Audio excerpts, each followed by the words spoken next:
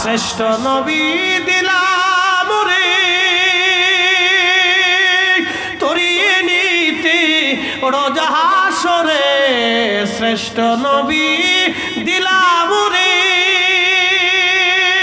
তরিয়ে নিতে রোজ হাসরে পথ না ভুলি তাই তো দিলে পাক কুরআনের বাণী খুদা তোমার মেহেরবানি সুন্দর ফুল সুন্দর ফল মিঠা নদীর পানি খুদা তোমার মেহেরবানি নবী আসেনি হ্যাঁ করে বলেন এখন আমরা যারা বিশ্বাস করি নবী আছে আমরা হইছি বেদাতি না আমরা হইছি বেদাতি এটা আমরা বেদাতি কই আমরা হইছি বেদাতি আর এই সুন্নতি উদর ভিন্ডি বুদর করে দোষ করছে একজন সাফাইছে আরেকজনের গাড়ির উপরে কি কথা কন না কেন উদর ভিন্ডি বুদর করে দোষ করছে একজন সাফাইছে আরেকজনের গাড়ির উপরে আল্লাহ রাসূল হযরত উসমান রাদিয়াল্লাহু আনহুকে স্বপ্নে এসে বলতেছে উসমান দুনিয়া থেকে তুমি থাকবে না চলে আসবে উসমান গনি জিন্নুরাইন বলেন ইয়া রাসূলুল্লাহ দুনিয়ার জঞ্জাল আর ভালো লাগে না আমি আর দুনিয়াতে থাকবো না নবীজি আমি চলে আসব আল্লাহর নবী ডাক দিলেন উসমান তুমি তো রোজা আছো উনি প্রত্যেকদিন রোজা থাকতেন মারহাবা কান উসমান তুমি তো রোজা আছো আজকে চলে আসো তুমি আর আমি দুইজনে আল্লাহর বেহেশতের ভিতরে একসাথে ইফতার করব না না যদি জোরে আল্লাহু আকবার না কোন তাহলে বুঝবো আপনি কিপটিয়া একসাথে জোরে বলেন আল্লাহু আকবার হাত উঁচা করে বলেন নবী আসে না যায় জোরে বলেন আসেনি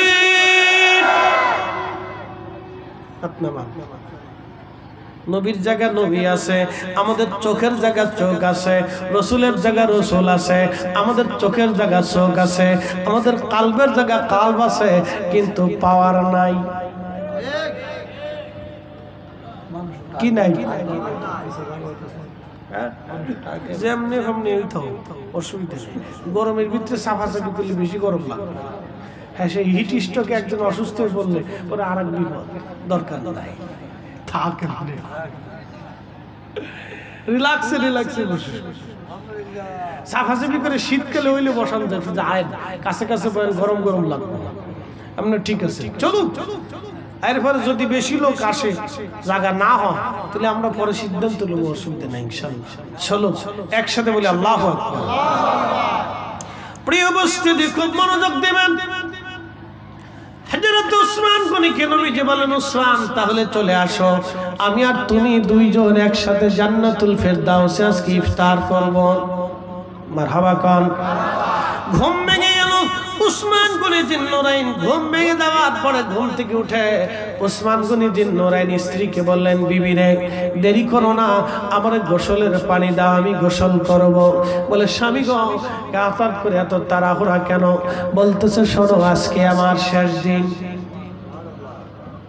আজকে আমার জোরে বলেন আরো জোরে জোর হয় না কেন এই জোরসে বলো ঈমান আসেনি হ্যাঁ উসমান গনি রাদিয়াল্লাহু আনহুর ঈমান কি জিনিস দেখেন রাসূল ডাকছে আজকে শেষ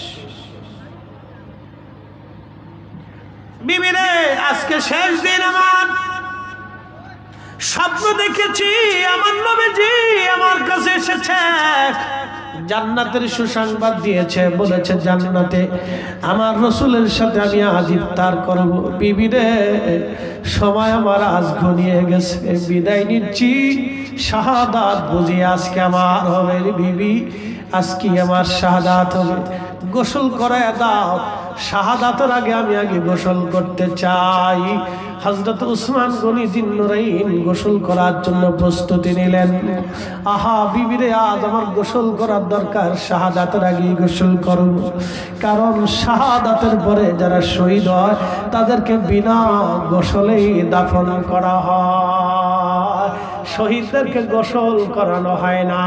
দেখবেন ফিলিস্তিনের যারা শহীদ হচ্ছে, প্রতিদিন ফিলিস্তিনের আজ শহীদ হয়ে যাচ্ছে। পৃথিবীর বিশ্ব বিবেক আজ মরে গেছে। হাজার হাজার ফিলিস্তিনিদের বাড়িঘর বিরান করে দেওয়া হয়েছে।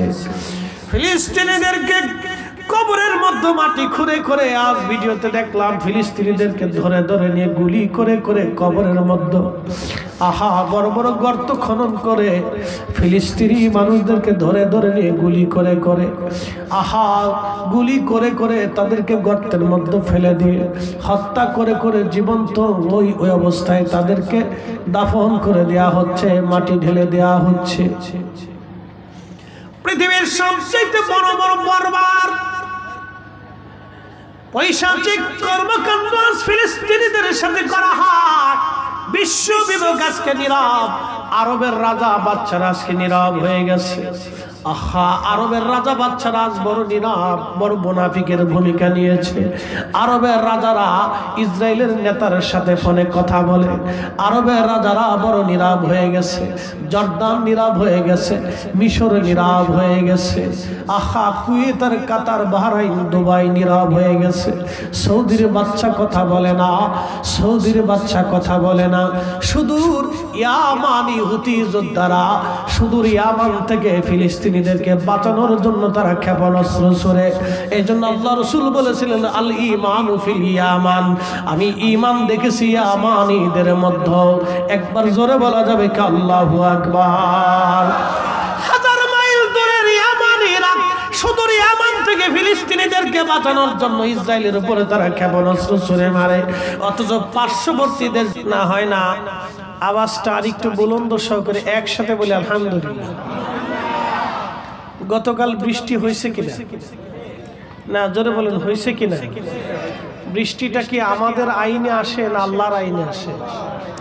আমরা হাজার বছর চেষ্টা করলেও কি আল্লাহ যেইভাবে বৃষ্টি দেয় নামাইতে পারবো? সবাই মিলে চেষ্টা করলে কি বৃষ্টি বন্ধ করতে পারবো? আল্লাহ দিয়েছেন, একটা নির্দিষ্ট সময় বৃষ্টি হয়েছে, আবার চলে গেছে। আবার যখন বৃষ্টির প্রয়োজন হবে, আবার আল্লাহ নিজেই বৃষ্টি আমাদেরকে দেবে। তো খুব মনোযোগ দেন, তাম সৃষ্টিটা আমাদের নিয়মে চলে না, তাম সৃষ্টিটা আল্লাহর নিয়মে চলে। সূর্য পৃথিবীতে উদয় হয়, এই সূর্যটা আমাদের নিয়মে চলে না, সূর্যটা আল্লাহর আইনে চলে। আশ-শামসু ওয়াল কমারু বিহুসবানিউ ওয়ান নাজমু ওয়াশ-শাজারু ইয়াসজুদান। সূরা রহমান আল্লাহ বলতেছেন, সূর্য এবং চাঁদ সে তার নির্দিষ্ট কক্ষপথে পরিচালিত হয়। আপনি দেখবেন সূর্য আল্লাহর দেওয়া নির্দিষ্ট সীমার অতিক্রম করে না, চাঁদ আল্লাহর দেওয়া নির্দিষ্ট সময় অতিক্রম করে না। অ্যাটেনশন, কথাটা অত্যন্ত গুরুত্বপূর্ণ। সৌর বৎসর অনুযায়ী পৃথিবীতে বছর হয় 365 দিনে। আবার বুঝবেন, শোনেন, সবার জন্য এগুলি জানা দরকার। সৌর বৎসর অর্থ সূর্যকে কেন্দ্র করে পৃথিবীতে একটা বৎসর হয়, এটাকে ইংরেজি বছর বলা হয়। তো এটা 365 দিনে বছর হয়। 28 দিনে মাস হয়, 29 দিনে মাস হয়, 30 দিনে মাস হয়, 31 দিনে মাস হয়। ইংরেজি হিসাব অনুযায়ী আবার বলি, ওরা অনেকে জানে না, জানার দরকার। 28 দিনে মাস হয়, 29 দিনে মাস হয়, 30 দিনে মাস হয়, 31 দিনে মাস হয়। আরবিতে 29 এবং 30 এর বাহিরে কোনো মাস হয় না। আল্লাহর চাঁদ আল্লাহর নির্দিষ্ট সীমা অতিক্রম করে না, এটা বুঝে যাবে। 28 দিন, চাঁদের বয়স 28 দিনে হয় না, চাঁদের বয়স 29 দিনে হয়, 30 দিনে হয়। চাঁদের বয়স 31 দিন যায় না, চাঁদ 29 দিন 30 দিনে থাকে। মারহাবা বলবেন না? না, একসাথে বলেন আল্লাহু আকবার। তাহলে চাঁদ কার আইনে চলে? যদি আল্লাহর আইনে না চলে নিজের আইনে চলতো, তাহলে চাঁদ 31 দিনে চলে যেত। চাঁদ 28 দিনে উঠে যেত, চাঁদ 26 দিনে উঠে যেত, চাঁদ 32 দিনে উঠতো না। কিন্তু চাঁদ যেহেতু আল্লাহর আইনে চলে, অতএব চাঁদ 29-30 সীমানার বাহিরে আগে পরে যায় না। একসাথে বলুন আল্লাহু আকবার। তাহলে সৃষ্টি কি আমাদের আইনে না আল্লাহর আইনে? আপনাদের যারা বয়স আছে, মনোযোগ দেন, বয়স যাদের আছে, দুনিয়াতে যারা আসছে, যারা বৃদ্ধ হয়ে গেছে, অনেকের চুল পেকে গেছে, দাড়ি পেকে গেছে, চামড়া দুর্বল হয়ে গেছে, চেহারার মলিনতা আসছে, শরীরের শক্তি কমে গেছে, চোখের পাওয়ার কমে গেছে, কানের শ্রবণ শক্তি কমে গেছে, স্মৃতি শক্তি কমে গেছে, গলার আওয়াজ কমে গেছে, পেটের শক্তি কমে গেছে, হাতের শক্তি কমে গেছে, পায়ের শক্তি কমে গেছে, কালবের শক্তি কমে গেছে, হাড়ের শক্তি কমে গেছে, রক্তের শক্তি কমে গেছে। আচ্ছা বলেন তো, আমাদের বডি কি আমাদের নিয়ন্ত্রণে না আল্লাহর নিয়ন্ত্রণে? এই বুঝে গেছে। তাহলে যদি আল্লাহর নিয়ন্ত্রণে হয়, তাহলে অবশ্যই আমরা মারা যাব, এটা তো সত্য না? পৃথিবীতে বেঁচে থাকবো, আমরা চলে যাব কার কাছে? আমি ইমানের কথায় আসতেছি, ভালো করে বুঝবেন। আমরা চলে যাব কার কাছে? এতে কি কোনো সন্দেহ আছে? না ভৈরবের মানুষ, আপনাদের এলাকার মানুষ কিয়ামত পর্যন্ত বাঁচবে? যদি কোনো সিস্টেম থাকতো যে আজরাইলরে বোঝাই সোজাই টাকা পয়সা দিয়ে মিষ্টি মুষ্টি খাওয়ায় দাওয়াত টদ করে বন্ধুত্ব পাতাইয়া যদি আজরাইল থেকে বাঁচার কোনো রাস্তা হইতো, তাহলে আগে আমাদের প্রধান উপদেষ্টা ডক্টর ইউনূস সুযোগ তালাশ করত, ট্রাম্পে তালাশ করত, পুতিনে তালাশ করত, শি জিনপিংয়ে তালাশ করত, বড় বড় বিজ্ঞানীরা খুঁজতো, সৌদির বাদশা খুঁজে নিত। কিন্তু আজরাইলরে বোঝাই সোজায় অর্থ করে দিয়া টাকা পয়সা দিয়ে দুনিয়াতে বাইসে থাকার কোনো সিস্টেম নাই। আর যদি আজরাইলের সিস্টেম করে বোঝানোর সুযোগ থাকতো, তাহলে বাঙালিরা ফার্স্ট থাকতো। বাঙালিরা এমন এক জাতি, এটা খালি সুযোগ তালাশ করে যে সুযোগ আছে কিনা। কি কথা বললাম? কোন সুযোগ আছে কিনা? তাহলে সারা পৃথিবীতে বাঙালিরা ফার্স্ট। যে কোন রাস্তা, কোন সিস্টেম, কোন সুযোগ আছে কিনা যে আজরাইলকে বোঝাই সোজাইয়া টাকা পয়সা দিয়ে ম্যানেজ করার জন্য কোনো মাধ্যম যদি থাকতো, তাহলে বাঙালিদের মতো আর কেউ পারতো না। এই বাঙালিরা ফার্স্ট থাকতো। কিন্তু এই সুযোগ নাই। চলে যাব কার কাছে?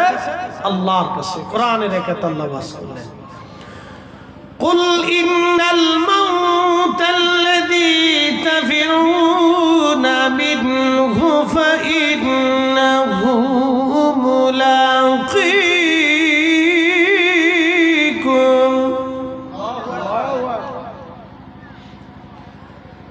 সুম্মা তুরাদ্দুনা ইলা আলিমিল গায়বি ওয়াশ শাহাদাত।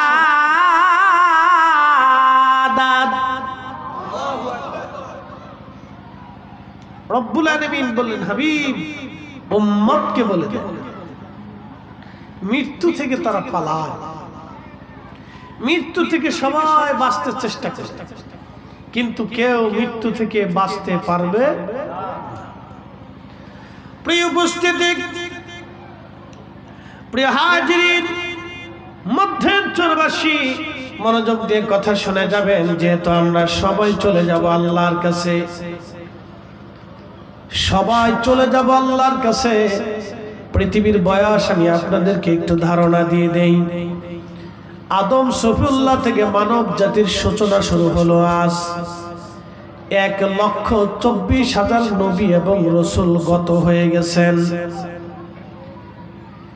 এক বছর অন্তর অন্তর যদি এক একজন নবী দুনিয়াতে পৃথিবীতে আসে, এক একজন নবী যদি 1 বছর পর দুনিয়াতে আসে, তাহলে 1,24,000 নবীর হিসাব অনুযায়ী বর্তমান মানব জাতির বয়স মিনিমাম 2.5 লক্ষ বছর। বুঝেন নাই? হিসাব আর সহজ করে বুঝাই। নবী আছে 1,24,000। 1 লক্ষ কত হাজার? 24,000। তাহলে যদি 1 বছর পর একজন নবী আসতো, তাহলে আদম সফিউল্লাহ থেকে আজ পর্যন্ত পৃথিবীর বয়স 2.5 লক্ষ বছর। বুঝেন নাই? কত বছর? নবী কত? 1,24,000। 1,24,000 নবী 1 বছর পর যদি আসতো, তাহলে পৃথিবীর বয়স কত? 2.5 লক্ষ বছর। এক একজন নবী 1000 বছর পরেও আসছে, 600 বছর পরে আসছে, 500 বছর পরে আসছে, এই 2000 বছর পরে আসছে, 5000 বছর পরেও আসছে, 3000 বছর পরেও আসছে, 4000 বছর পরেও আসছে। তাহলে সেই অনুযায়ী পৃথিবীর বয়স কোটি বছর, মানব জাতির বয়স আছে কোটি বছর। এই কোটি বছরে হাজার হাজার বিলিয়ন ট্রিলিয়ন কোটি কোটি মানুষ কবরে চলে গেছে, কিন্তু কেউ সবাই ঈমান নিয়ে কবরে যাইতে পারে নাই। ঈমান নিয়ে কবরে যাওয়াই হলো জীবনের সবচেয়ে বড় সার্থকতা। কথা কন না কেন? ঈমান নিয়া, জোরে বলেন কি নিয়া? না আরো জোরে বলেন কি নিয়া? একসাথে বলেন কি নিয়া? ঈমান নিয়ে কবরে যাওয়া হলো মানব জীবনের সবচেয়ে বড় সার্থকতা। আরো বুঝাই, বর্তমান পৃথিবীর শক্তিধর প্রেসিডেন্ট 3 জন। একজন শি জিনপিং চায়নার প্রেসিডেন্ট, আরেকজন ভ্লাদিমির পুতিন রাশিয়ার প্রেসিডেন্ট, আরেকজন ওই ট্রাম্প আমেরিকার প্রেসিডেন্ট। 3 প্রেসিডেন্ট হচ্ছে পৃথিবীর একবারে নামকরা শক্তিশালী প্রেসিডেন্ট। আচ্ছা বলেন, এই অবস্থায়, এই ঈমান হারা অবস্থায় 3 জন যদি এখন মারা যায় কিয়ামতের ময়দানে আল্লাহর দরবারে 4 পয়সা দাম আছে? আসতে বলেন কেন? জোরে বলেন না, জোরে বলেন কেন দাম নাই? জোরে বলেন না, আরো জোরে বলেন। রবীন্দ্রনাথ ঠাকুর 4 পয়সা দাম আছে, কেন নাই? না জোরে বলেন, জোরে বলেন। তারপরে প্লেটো বড় দার্শনিক, 4 পয়সা দাম আছে, কেন নাই? জোরে বলেন। সম্রাট আলেকজান্ডার 4 পয়সা দাম আছে, কেন নাই? চেঙ্গিস খান 4 পয়সা দাম আছে, কেন নাই? হালাকু খান 4 পয়সা দাম আছে, কেন নাই? বাস বুঝে গেছে। কিয়ামতের ময়দানে 4 পয়সা মূল্য নেই, 4 পয়সা মূল্য নেই। বস্ত্রহীন হয়ে উলঙ্গ হয়ে হাসরের ময়দানে পড়ে থাকবে, কেউ জিজ্ঞাসা করবে না। ঈমান নাই। কিন্তু রব্বুল আলামিন আমাদের জন্য একটা সুসংবাদ দিয়ে দিলেন। আল্লাহ বলেন, আল্লাযীনা আমানু ওয়া কানু ইয়াত্তাকুনা লাহুমুল বুশরা ফিল হায়াতিদ দুনিয়া ওয়া ফিল আখিরাহ। একবার জোরে বলা যাবে কি মারহাবা? আল্লাযীনা আমানু, যারা ঈমান আনছে, ঈমানদার, ঈমানওয়ালা, ঈমানওয়ালা, ঈমানওয়ালা। ঈমান কার মতো হবে এবার আপনাদেরকে বুঝাই দিয়ে যাই। ঈমান কেমন ঈমানওয়ালা হতে হবে, ঈমান কেমন হতে হবে বুঝাই দিয়ে যাই। খুব মনোযোগের সাথে কথা শুনবেন। ঈমান আনতে হবে হযরতে খাজা বাবা আজমিরি রাহমাতুল্লাহ আলাইহির মতো। কারণ খাজা বাবা আজমিরি যেই ঈমানে আনা সাগরের পানি একটা লোটার ভিতরে এনেছিলেন, ওই ঈমান আমাদের নিতে হবে। এসে হলো কেন? জোরে বলেন। ঈমান আনতে হবে শাহজালাল ইয়ামানি মুজাররিদি রাহমাতুল্লাহ আলাইহির মতো। কারণ যেই ঈমানে শাহজালাল ইয়ামানি মুজাররিদি রাহমাতুল্লাহ আলাইহি নদীর উপরে জায়নামাজ বিছাইয়া নদী পার হয়েছিলেন, সেদিন পানির সাহস হয় নাই শাহজালাল ইয়ামানি মুজাররিদির জায়নামাজ পানির ভিতরে ডুবাই দিতে। পানির সাহস হয় না। এই কথা কর না কেন? জোরে বলেন। পানির সাহস হয় নাই। জায়নামাজ শাহজালাল ইয়ামানের জায়নামাজ পানির মধ্যে ডুবাই দিবে। সেই দিন যদি শাহজালাল ইয়ামানের জায়নামাজ পানিতে ডুবে যাইতো, আজকের ফরিদি সাহেবের মাথায় পাগড়ি হতো না, আজকের মাহফিল হতো না, এরফানিয়া দরবারের পীর সাহেব হতো না, আজকে উলু হতো। যেই বেটা হুজুর বলল খাজা বাবা ভুয়া, খাজা বাবা আজমিরি যদি সেই দিন আনা সাগরের পানি একটা লোটার ভিতরে আনতে না পারত, আজমির থেকে সেই দিন যদি মাটির ধুলা যদি পানি পথে নিক্ষেপ করতে না পারতো, তাহলে যেই বেটা খাজা বাবাকে আজকে ভুয়া বলতেছে যেই মৌলভী, ওই মৌলভীর মুসলমানই হতো না। হাই কাজটা কল কেন? জোরে বলেন, হাত উঁচা করে বলেন, ঠিক কিনা?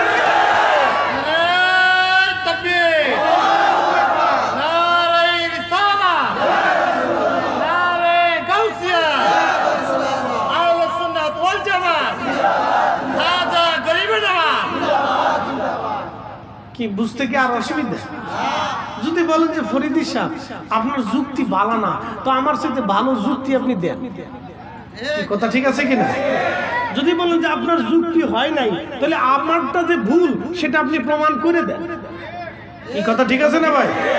আপনি প্রমাণ করে আমাকে বুঝান, যদি বুঝাইতে পারেন তাহলে মেনে নেব, আর যদি না বুঝাইতে পারেন তাহলে আমাদেরটা মেনে দেন।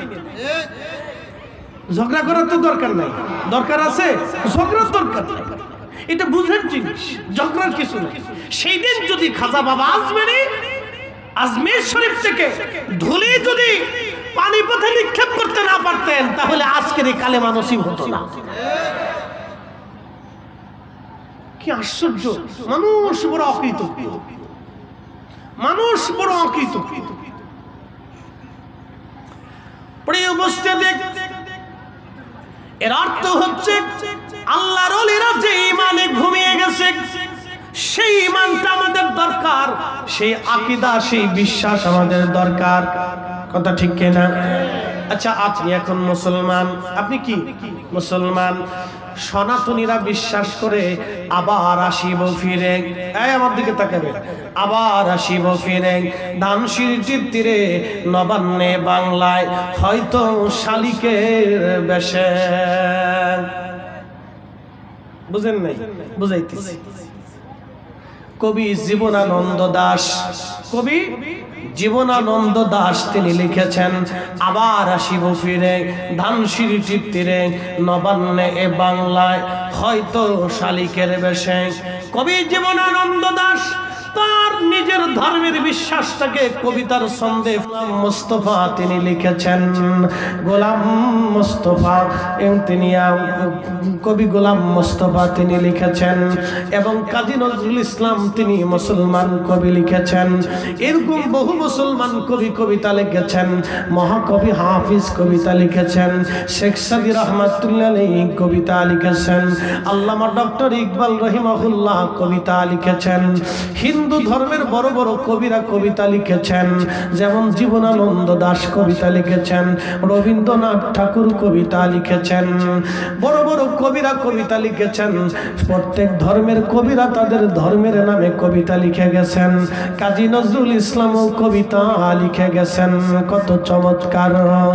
সুন্দর ফুল সুন্দর ফল, মিঠা নদীর পানি, খুদা তোমার মেঘের বাণী, খুদা তোমার মেঘের বাণী।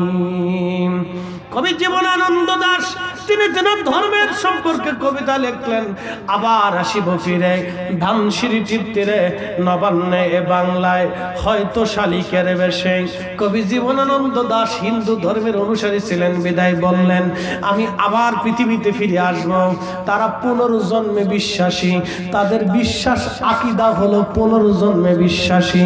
তারা বলতেছেন আবার আসব ফিরে পৃথিবীতে, আমি হয়তো শালিকের বেশে ফিরে আসব, অথবা কবুতরের বেশে, অথবা কাউয়ের বেশে, অথবা কুত্তার বেশে। কি ভাবলেন আপনি? কি আবার ফিরে আসবে? আসতে হলো কেন? না না, জোরে বলেন, আবার ফিরে আসবেন? সুযোগ আছে? মুনকার নাকিরে কেরামান কাতিবিনদের ফেরেশতা আজরাইল আর জাহান্নামের মালিক ফেরেশতার জিবরাইল বুঝাই সুঝাই কি আবার আসার সুযোগ আছে? নাই। আল্লাহ কোরআনে জানিয়ে দিলেন, ওয়ালা ইউআখিরাল্লাহু নাফসান ইযা জাআ আজালুহা।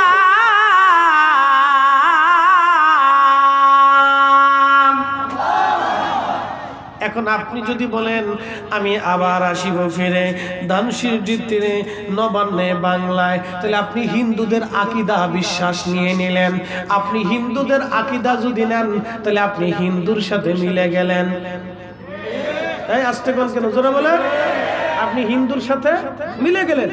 হিন্দুদের বিশ্বাস হলো সে আবার পৃথিবীতে আসবে, ভগবান তাকে দুনিয়াতে আবার পাঠাবে, কাউয়া বানাইয়া, কবুতর বানাইয়া, পাখি বানাইয়া, শালিক বানাইয়া, কুত্তা বানাইয়া, শিয়াল বানাইয়া, বন্য কোনো পশু পাখি বানাইয়া তারে ভগবান আবার পৃথিবীতে পাঠাবে।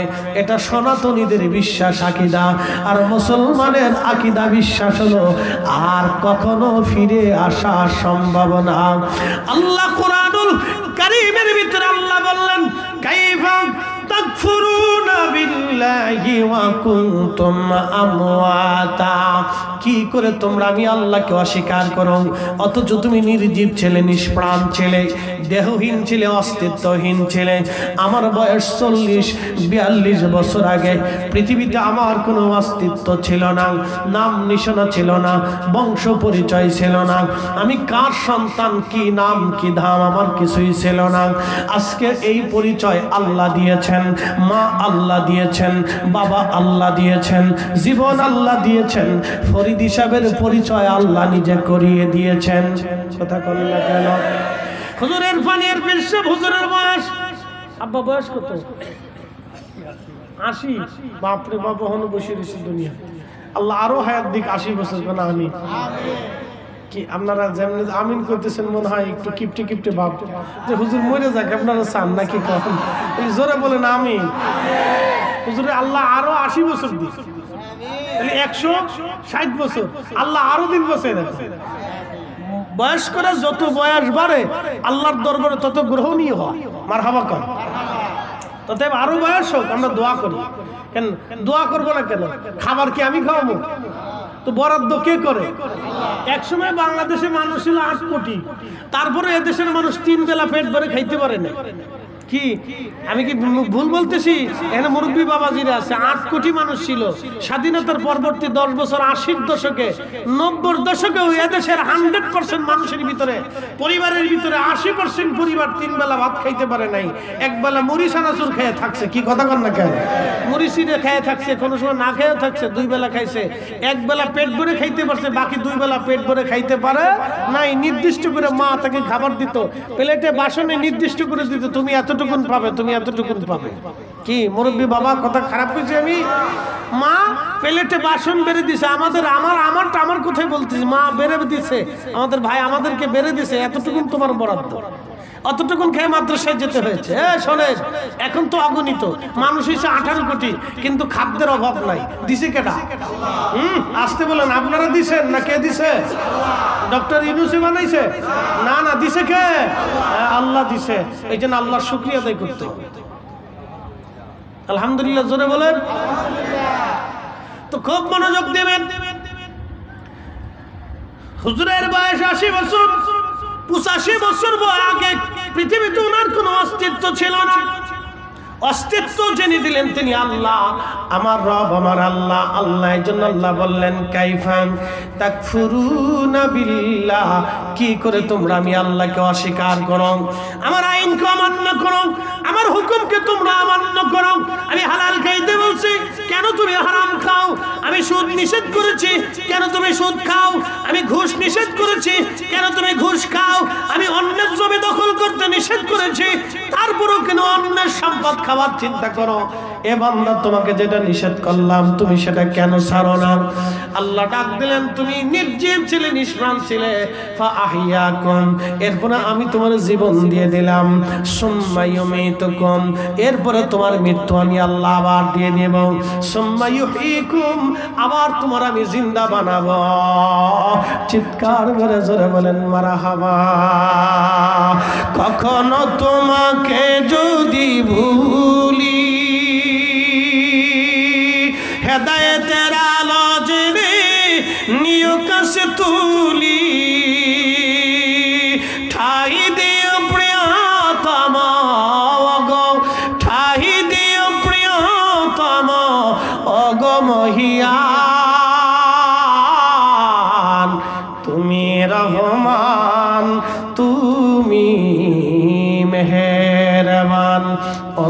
গাহে না শুধু তোমারি গুণগান, অন্ধ গাহে না শুধু তোমারি গুণগান, বুঝেও বুঝে না তবু শান, তুমি রহমান তুমি মেহেরবান। আল্লাহুম্মা সাল্লি, আহা জবান খুলে আওয়াজ তুলে, মুহাম্মদ ওয়া আলা আলি সাইয়্যিদিনা।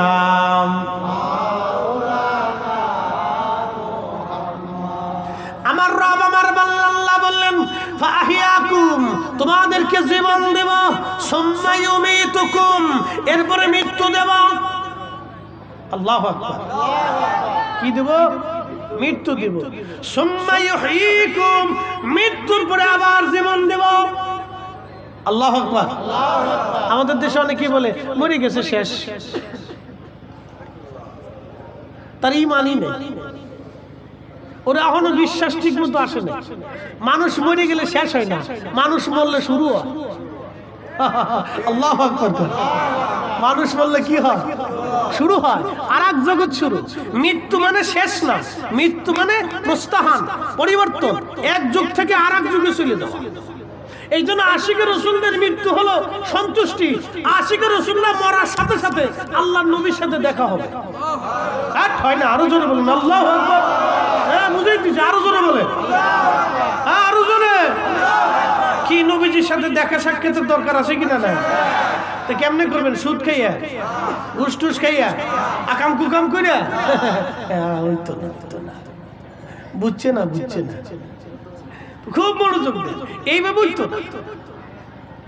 আল্লাহ রসুলের সাথে সাক্ষাৎ হবে। আশিকের রসুলের মৃত্যু মানে তার জীবনের অনেক বড় আনন্দ। আল্লাহর হাবিবের সাথে তার দিদার হবে। ওসমান গনি জিন্নুরাইন রাদিয়াল্লাহু আনহু, তিনি বিদ্রোহীরা পোড়া মসজিদ এবং তার হুজরা ঘিরে ফেলে দিল। ঘিরে ফেলে দেওয়ার পরে উসমান গনি জিন্নুরাইন রাদিয়াল্লাহু আনহু তিনি কোরআন শরীফ হাতে নিয়ে অধিক সময় কোরআন পড়তেন। কোরআন শরীফ হাতে নিয়ে উসমান গনি রাদিয়াল্লাহু আনহু তিনি মসজিদের সাথে হেলান দিয়ে কোরআন শরীফ পড়তে পড়তে ঘুমিয়ে পড়লেন। স্বপ্নের ভিতরে দেখলেন রাহমাতুল লিল আলামিন নবীজি তশরীফ গ্রহণ করেছে। হয় না? জোরে বলেন ইয়া রাসূলুল্লাহ, নবীজি আসে না নাই? জোরে বলেন আসে না নাই? যদি বিশ্বাস করেন আসে, তাহলে সৌদির পুলিশ রওজা শরীফের পাশে দাঁড়ায় কেমনে কয় ইয়া হাদি আল্লাহ রহ আল্লাহ বেদে আল্লাহ শির, হ্যাঁ মুহাম্মদ উসরাকাত মাতা, মুহাম্মদ উসরাকাত মাতা, মুহাম্মদ মরে গেছে, ইয়া হাদি আল্লাহ শির, যা যা চলে যা চলে যা। এখানে কিচ্ছু নেই। আসতে কোন আমনে সৌদি আরব থেকে ফিরে আসে বিরাট বড় মুন্সি হয়েছে। এমনি খেতে ভাবছি বিরাট বড় বুজুর্গ হয়েছি, বেহেশত হয়ে লেগেছি। ওর শতাংশটা কার? এইভাবে নামাজ পড়াটাই যদি দুরস্ত হতো, তাহলে শাহজালাল ইয়ামানি 750 বছর আগে এইভাবে নামাজ শিখাই দিয়ে দিত।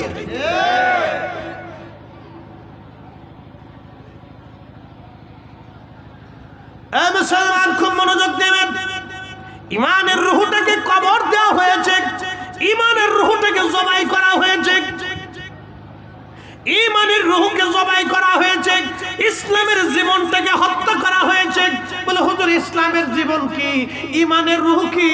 আল্লামা ডক্টর ইকবাল কত চমৎকার লিখেছেন, মগজ কোরআন রূহে ঈমান জানে দিন। কষ্ট হইতেছে আপনাদের? বুঝতে কোনো অসুবিধা নেই তো? মগজ কোরআন রূহে ঈমান জানে দিন, হাসতে হবে রাহমাতুল লিল আলামিন।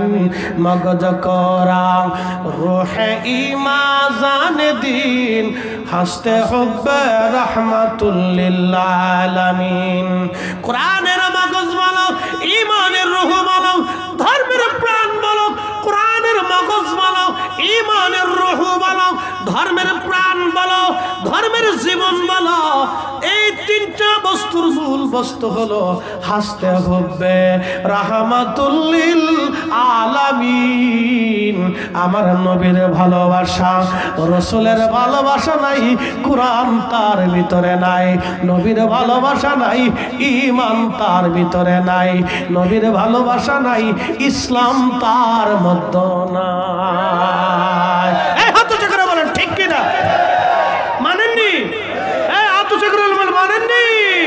আমি লিখে নেই, আল্লাহ ডক্টর ইকবাল লিখেছেন। কত চমৎকার কথা লিখে দিয়েছেন। সুবহানাল্লাহ। 3 শব্দে ধর্ম বুঝিয়ে দিয়ে গেছে মুসলিম কবি, মহাকবি আল্লামা ডক্টর ইকবাল। 3 শব্দে মুসলমানের জিনিস বুঝিয়ে দিয়ে গেছেন। হাসতে হুব্বে রাহমাতুল লিল আলামিন, রাসূলের ইশক বুঝিয়ে দিয়ে গেছেন। এই এক শব্দে বুঝিয়ে দিয়ে গেছেন। ইশকে রাসূল বুঝিয়ে দিয়ে গেছেন। ঈমান কি জিনিস বুঝিয়ে দিয়ে গেছেন। প্রিয় উপস্থিতি হাজিরিন, মনোযোগের সাথে কথাগুলি শুনে যাবেন। আজ আল্লাহর নবীজি স্বপ্নে আসলেন। উসমান গনি জিন্নুরাইন রাদিয়াল্লাহু আনহু স্বপ্ন দেখে রহমতের নবীজি তশরিফ গ্রহণ করেছেন। উসমান জিন্নুরাইন নবীজিকে সালাম দিলেন। আল্লাহর নবী সালামের জবাব দিয়ে বলেন, উসমান কেমন আছো? উসমান দিকে বলেন, ইয়া রাসূলুল্লাহ, ইয়া হাবিবাল্লাহ, দুনিয়ার জঞ্জালের ভিতরে তেমন ভালো নাই। উসমান তুমি কি চলে আসবে না দুনিয়াতে আরো কিছুদিন থাকতে চাও? আল্লাহু আকবার। না না, জোরে বলেন। আমাদের নবী আছে না নাই? আসেনি। রাসূল থাকবে সেটা বলে দিয়ে গেছে হাদিসে সহিহ বুখারীতে কিতাবুর রুইয়াতে। নবী বলেছেন, মান রাআনি ফিল মানামি ফাকাদ রাআল হক। উম্মত কিয়ামত পর্যন্ত আমাকে স্বপ্ন দেখবা। স্বপ্ন যদি দেখো, বাস্তবেই আমি নবী দেখবা। আমি নবী স্বপ্নে তোমাদের কাছে আসব। আমি নবী নিজে আসব, ছবি আসব না। আমি নবী নিজে আসব, ছবি আসব না। আমি নবী নিজে আসব রে, ছবি আসব না। চিৎকার মেরে জোরে বলেন না ইয়া রাসূলুল্লাহ। শ্রেষ্ঠ নবী দিলাম রে তরিয়ে নিতে রোজ হাসরে। শ্রেষ্ঠ নবী দিলাম রে তরিয়ে নিতে রোজ হাসরে। পথ না ভুলি তাই তো দিলে পাক কুরআনের বাণী। খুদা তোমার মেহেরবানি। সুন্দর ফুল সুন্দর ফল মিঠা নদীর পানি। খুদা তোমার মেহেরবানি। নবী আসেনি? হ্যাঁ করে বলেন। এখন আমরা যারা বিশ্বাস করি নবী আছে, আমরা হইছি বেদাতি না? আমরা হইছি বেদাতি। আরে আমরা বেদাতি কই? আমরা হইছি বেদাতি আর এই সুন্নতি। উদর ভিন্ডি বুদর করে দোষ করছে একজন, সাফাইছে আরেকজনের গাড়ির উপরে। কি কথা কন না কেন? উদর ভিন্ডি বুদর করে দোষ করছে একজন, সাফাইছে আরেকজনের গাড়ির উপরে। আল্লাহ রাসূল হযরত উসমান রাদিয়াল্লাহু আনহুকে স্বপ্নে এসে বলতেছে, উসমান দুনিয়া থেকে তুমি থাকবে না, চলে আসবে। উসমান গনি জিন্নুরাইন বললেন, ইয়া রাসূলুল্লাহ, দুনিয়ার জঞ্জাল আর ভালো লাগে না, আমি আর দুনিয়াতে থাকবো না, নবীজি আমি চলে আসবো। আল্লাহর নবী ডাক দিলেন, উসমান তুমি তো রোজা আছো। উনি প্রত্যেকদিন রোজা থাকতেন। মারহাবা কান। উসমান তুমি তো রোজা আছো, আজকে চলে আসো, আজকে চলে আসো। তুমি আর আমি দুইজনে আল্লাহর বেহেশতের ভিতরে একসাথে ইফতার করব। না না, যদি জোরে আল্লাহু আকবার না কন তাহলে বুঝবো আপনি কিপটিয়া। একসাথে জোরে বলেন আল্লাহু আকবার। হাত উঁচা করে বলেন নবী আসে না যায়? জোরে বলেন আসেনি?